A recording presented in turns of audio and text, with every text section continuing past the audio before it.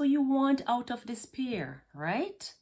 Of course, I can hear you saying, just get me out of here.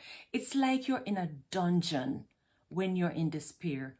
But when despair comes, it also robs you of energy. So although you want to get out of there, there's no energy to move, and that's when we cry out for help. For me, when situations get me in despair, all I can say is, dear God, help me. Welcome back to our series on emotional mastery. And today we are talking about despair, and it's day number 7. So we're talking about the emotion called despair. And if you're new here, my name is Genese Smith, and I'm a certified dream builder and transformational life coach. And I'm very passionate about helping individuals step out in confidence, which may seem absent, especially after a very difficult time in life. There's a proverb that says, the person who lives by hope will die by despair. And if you're thinking that despair is depression, you're on the right track. The difference with despair lies in how profound this emotion can be. And if you're in despair, you feel completely hopeless, helpless, powerless to change your world. It feels like nothing can ever go right again. And if you're a spiritual person, despair is when you've lost your faith. You no longer find meaning and happiness in your life.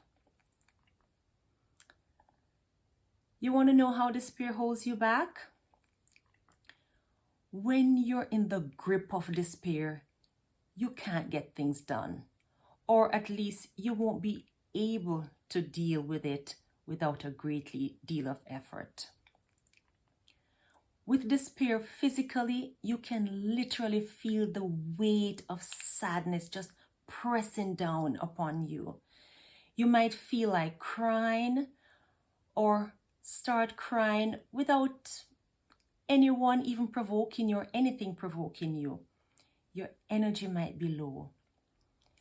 Despair can leave you feeling sick to the stomach because it's stressful on the body, and it can have the same physical effects as anxiety.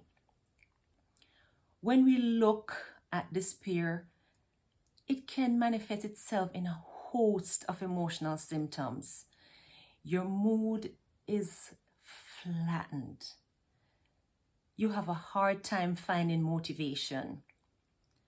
And you pretty much fail to communicate your needs with others. And you're withdrawing from the world and those that you love.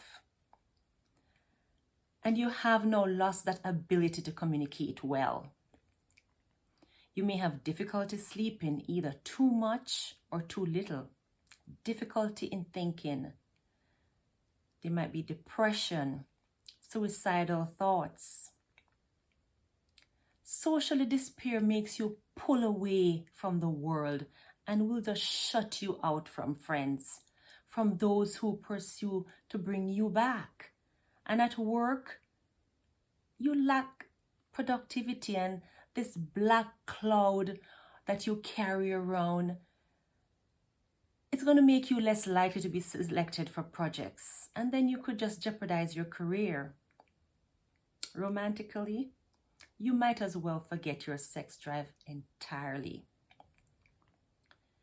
Just talking about it, can you feel the effects? I'm telling you these things and I can feel it. It is so real, just talking about it. So what are your thoughts so far? I hope you're still with me and that I have not lost you to despair.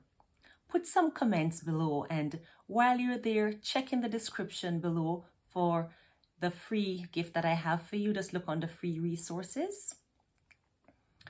All right, let's look at 3 steps to deal with despair. First, you want to break the pattern. Despair keeps you from action, and this is why it's so important to just do something, anything, to break you out of this cycle. Take a walk, phone a friend, and if you're having trouble doing this much, consider getting help in breaking this pattern by talking to a counselor. And if you have no one available, feel free to check the description below and book a call with me. I will provide for you a safe, non-judgmental environment. So go ahead and just book that call. The second step you want to take is take it slow. You can't break through despair overnight. The changes you may need to be small.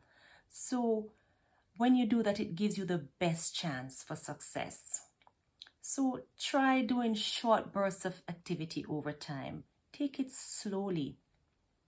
You do not want to crash and burn. So pick things you know you can achieve. And thirdly, find a new reality. You might not be able to return to life the way it was before the despair happened, but the sooner you realize this, the easier it will be for you to create a new reality, which could be better than the one you have now, even if it's not the same. Remind yourself, change is good. Besides, your new you is worth celebrating, so go ahead and celebrate. And I'd like to invite you to come and celebrate with me during the Dream Builder program as well, and just start a new beginning. All right? So start dreaming again. I'd love to hear from you. I appreciate you a lot. Thanks for joining. And of course, I will see you next time when I discuss guilt.